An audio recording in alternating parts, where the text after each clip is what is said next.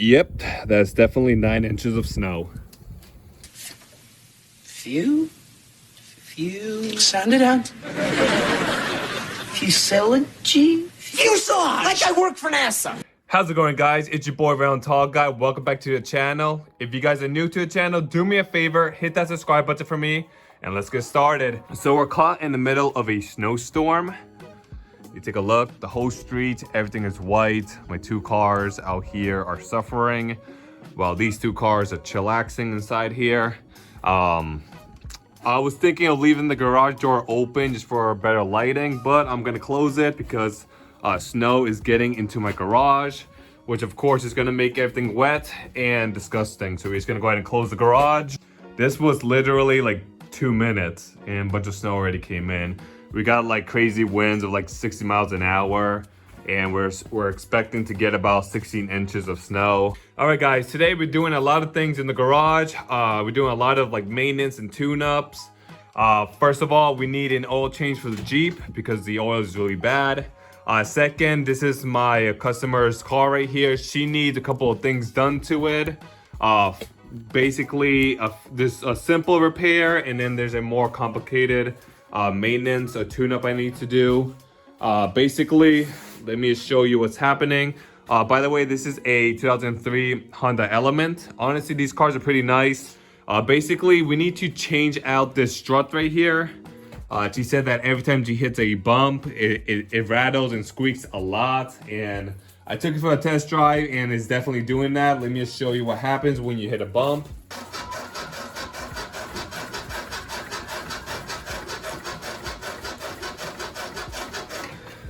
Alright guys, if you guys can hear that, that's definitely the bushing on the strut that's gone bad. It's definitely squeaking a lot.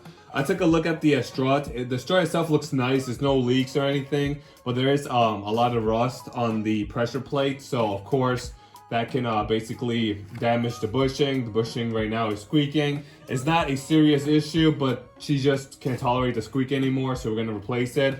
I'm thinking on this side, they already changed out the strut when she got the car.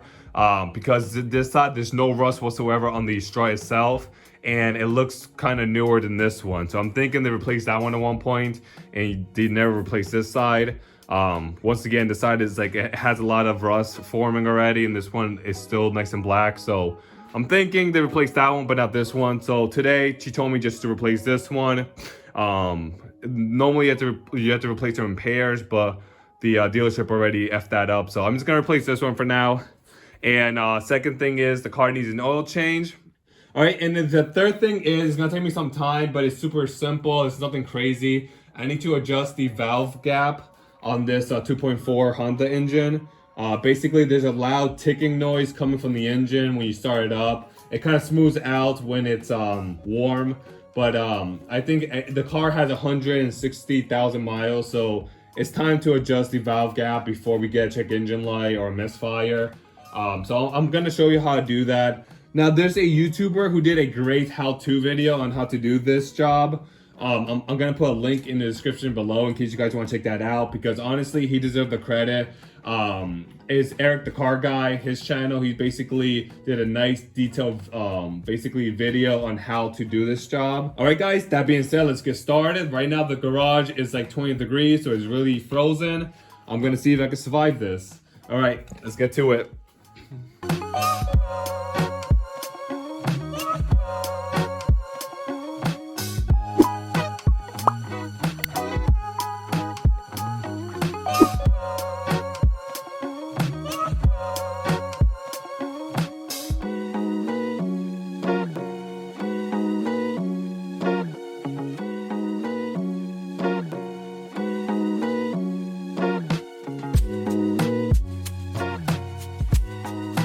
Alright guys, so the Jeep is all set. We're going to go ahead and work on the Honda Element. As I said, we're going to remove the passenger strut. I went ahead and jacked up the car. I have a jack stand and a jack underneath the car for safety. We're gonna go ahead and remove the tire and see what we're working with.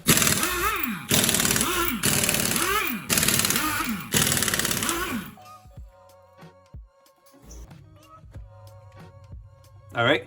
So this right here is your strut. This right here is your tie rod. You have 2 bolts that connects the strut to the knuckle, And then you have 2 bolts holding basically the bracket for the brake hose and for the ABS sensor. So simple. We're gonna first remove, of course, the sensors, just get out of the way.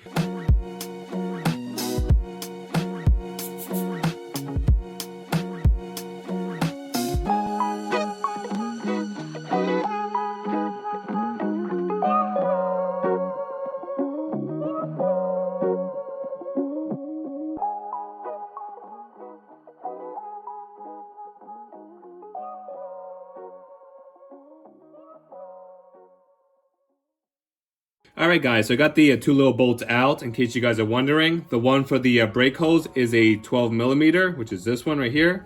That goes right here. And the one for the ABS is a 10mm, which is this one right here. That goes right here. Now, if you have an impact gun, definitely recommend it because these brackets love to bend. So using an impact gun is way easier because it comes right off. Alright, so now we got these off. We're going to go ahead and take off the nut for the tie rod, which is right here. But first we have to remove this Cotter pin. So I need a needle nose pliers.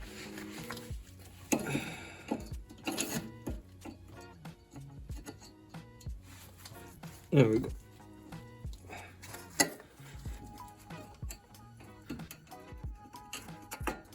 All right, got the Cotter pin out. All right, so this size nut is a 19mm, which is convenient because I have it right here because it's the same size as the lug nuts. Let me show it. Wow. Is that 19 as well? Let's see if it is.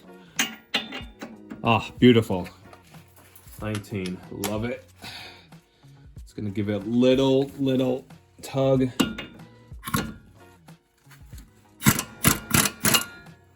Nice. I knew it wasn't stuck that much.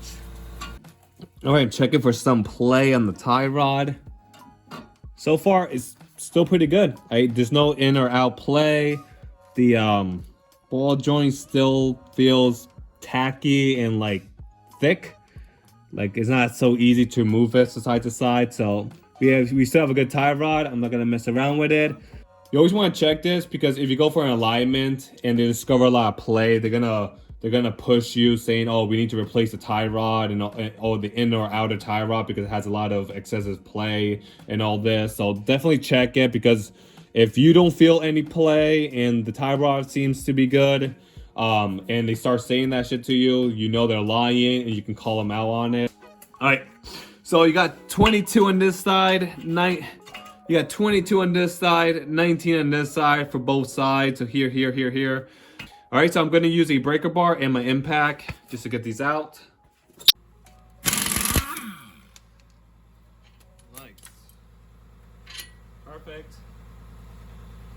All right, there we go. We're gonna go ahead and get the bottom one now. All right, guys, so I managed to break both of the nuts free. Now, for some reason, the nut that goes right here was beyond difficult to remove. I was using a long breaker bar with a cheater bar and it would not budge. And then I decided, oh, let me try the bolt, and the bolt came out. I guess the nut was so like seasoned there that it was basically welded to the strut. So just a pro tip, if the nut does not come free easily, try the bolt. You'd be surprised, the bolt will come out easier than a nut sometimes. All right, so I'm gonna go ahead and remove the 3 nuts on top, and then the strut should come off. Pretty simple job. It's basically 1, 2, 3, 4, 5, 6, 7 bolts. The new strut comes with new hardware, so I don't need to save these, but I'm just gonna put them to the side because you never know. All right, let's move back to the bottom. This is where we have to start shaking things around to get it out.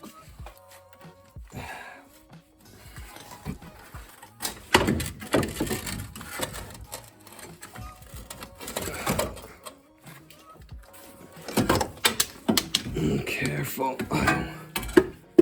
Yeah. Extremely dangerous.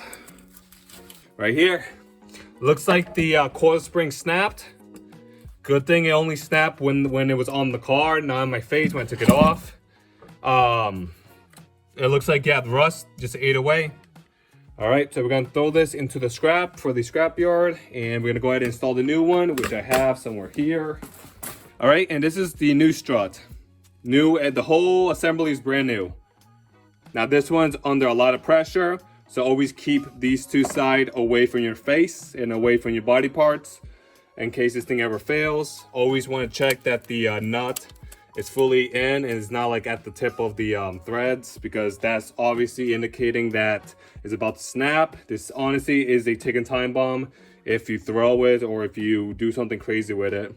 All right, so we're gonna go ahead and put this on the vehicle, but before I do that, I'm just gonna clean up the surface. I'm gonna put some anti-seize on the bolts and stuff like that, so next time it'll be easier to remove it, because those nuts and bolts was extremely hard to remove.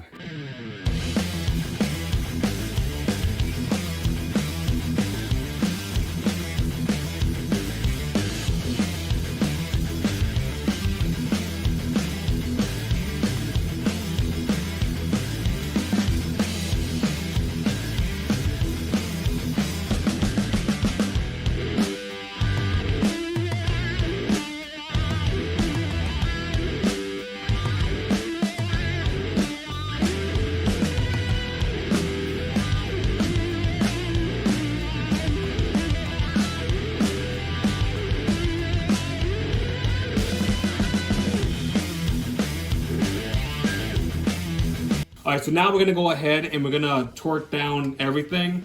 So we're gonna start off with these two bolts, the bolt and nut that connects the strut to the knuckle. The torque spec is 116 foot-pounds. Then we're gonna go ahead and torque down the nut for the tie rod, which is gonna be torqued down to 40 foot-pounds.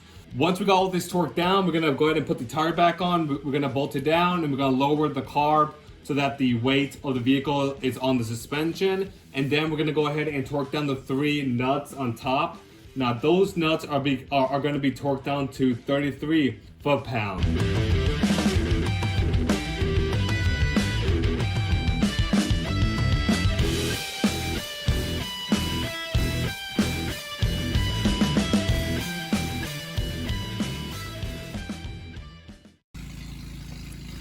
$14 All right, guys, so we finished installing the strut. Now we're gonna go ahead and do the valve adjustment. So we need to remove this valve cover and all this plastic trims. Basically, this is simple. All you have is 10mm bolts all around. We're also gonna remove the spark plugs and disconnect the coils. And we had to remove 2 bolts here for the for these 2 hoses, and also remove the PCV hose here. Also, we're gonna move this bracket for the power steering hose. We're just gonna push it to the side, and we're gonna remove the dipstick as well, just so we don't damage it. And then we should be good to remove the valve cover and get to the valves.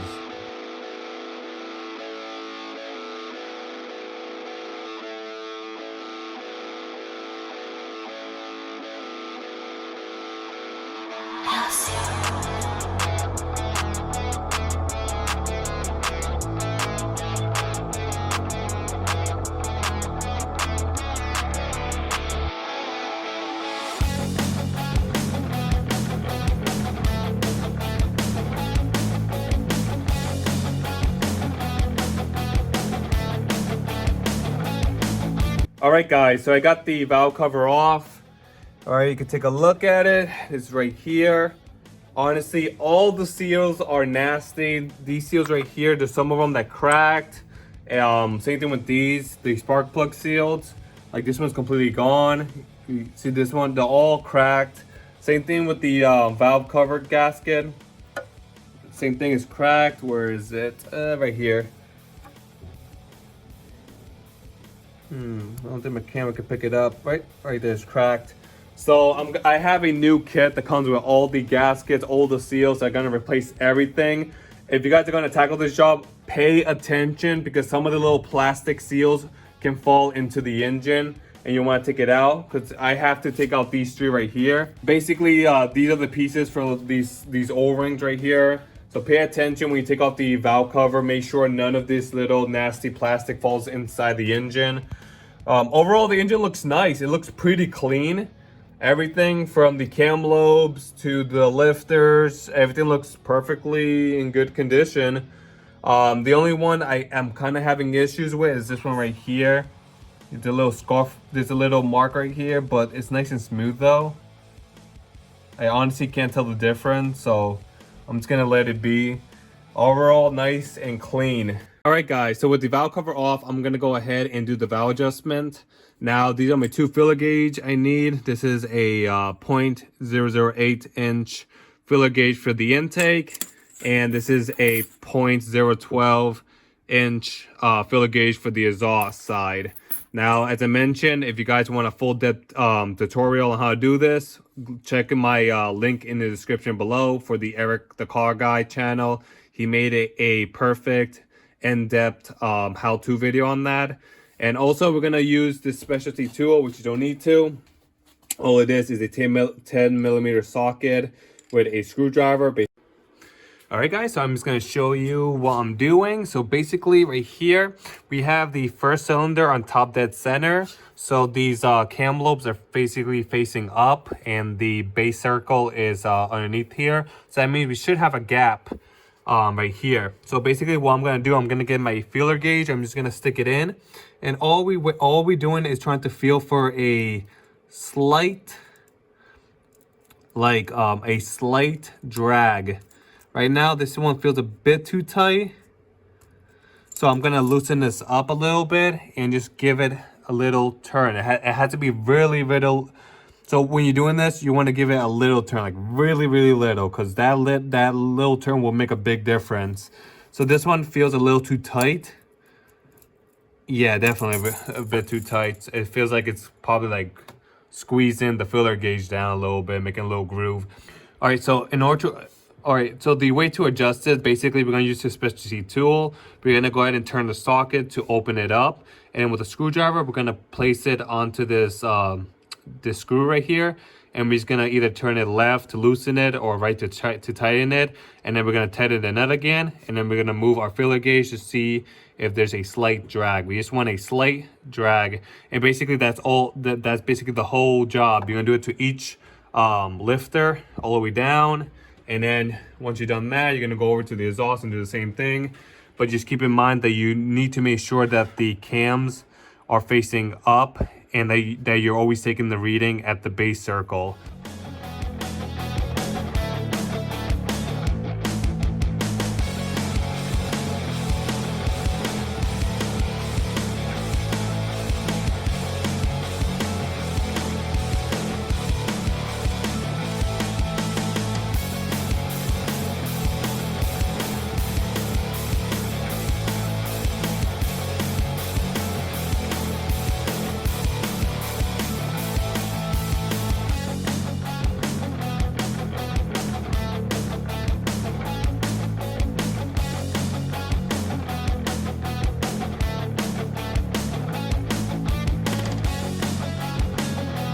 All right, guys, and I am done adjusting all the valves.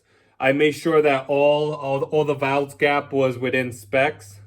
And I also went ahead and I cleaned the perimeter on where the gasket's gonna be sitting, so it's nice and shiny.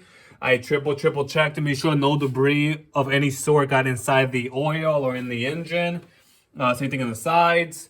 This engine is all set. Every time I do this, I'm always paranoid, so I triple check everything. I rotate the engine multiple times, and I check all the clearances.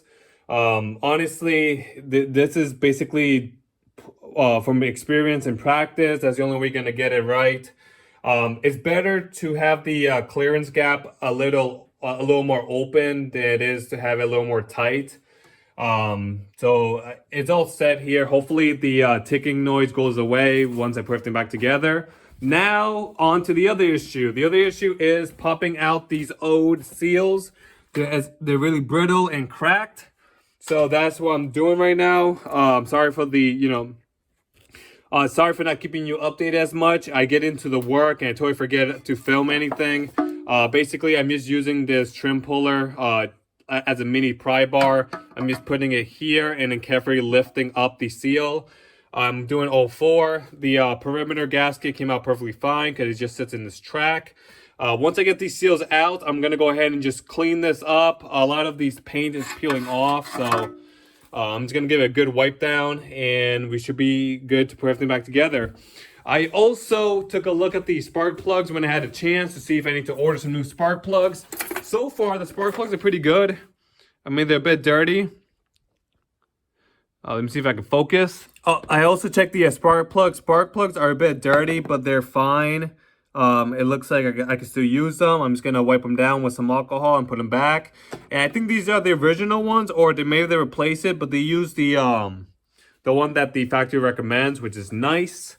Coil packs, of course, has no oil so far, which is nice. And if you take a look inside the spark plug hose, there is no oil leak whatsoever. So the seals for these tubes are fine. So yeah, as long as I clean up the valve cover and put those new seals, we should be ready to put everything back together. I did notice that the VTech solenoid unit over here is basically leaking. Those are known for leaking. So I'm just gonna let the customer know if they want to replace that. Either just the gasket or the whole unit. It is kind of rusty, so I'd rather just replace the whole unit. But other than that, it's pretty simple. Once I get this back together, I also need to replace the battery, because apparently I tested out the battery. The battery is reading at 8 volts every single time, every single day when I start it up. So I'm just gonna replace that. And also, of course, last thing we're gonna do to this element for today in this video, I'm just gonna give it a quick oil change as well, just to make sure that all the gunk and stuff, all the little tiny particles that did escape my eye, get flushed out at the end. And also change the filter, because of course the filter is gonna get nasty with a lot of debris. All right, so I'm gonna go ahead and fix those seals, and then I'll get right back to you.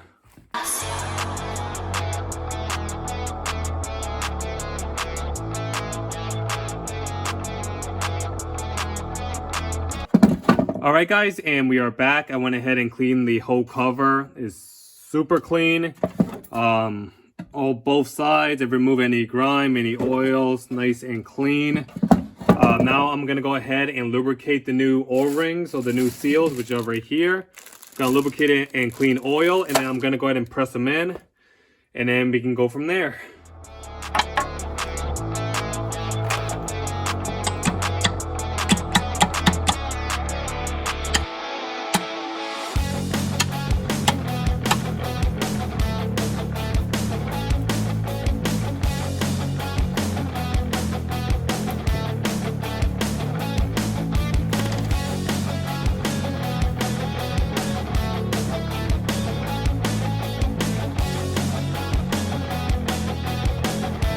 All right, so the valve cover is all set. We're gonna go ahead and put it on the vehicle.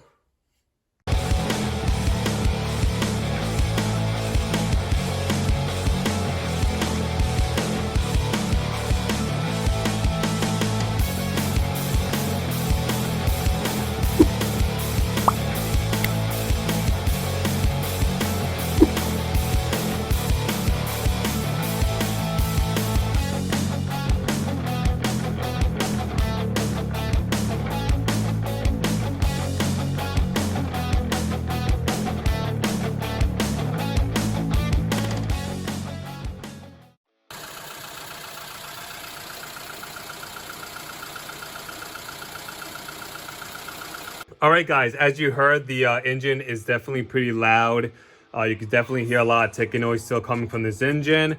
But honestly, this is a major improvement. When the car first came in, honestly, that ticking noise was pretty loud, and it was only coming from this side right here, and was pretty loud. It was bang. It sounded like it was banging the valve cover.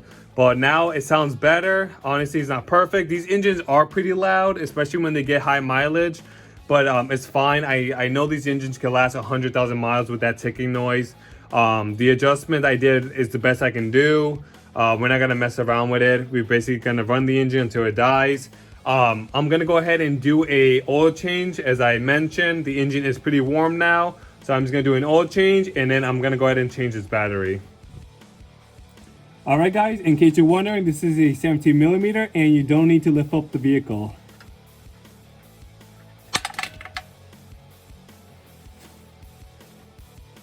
And then to access the filter, it will be right there. I'm gonna see if I can remove it with my hands. If not, I do have a oil filter puller I can use. All right, and this is the old filter right here. And this is the new one. I'm just gonna go ahead and lubricate it and install it real quick.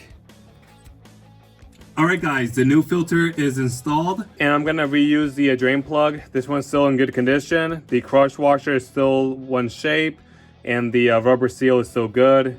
So I'm just gonna reuse this one real quick.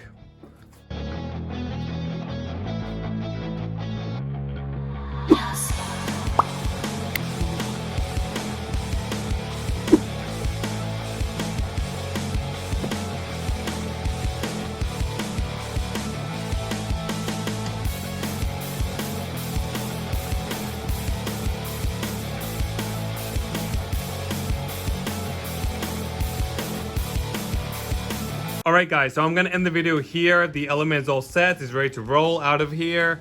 I'm definitely going to make more videos on different car repairs. And I also have a few more maintenance things I need to do to the Saturn Ion. So look out for that. And as always guys, don't forget to share, like, and subscribe. And I will catch you next time. See ya. Bye-bye.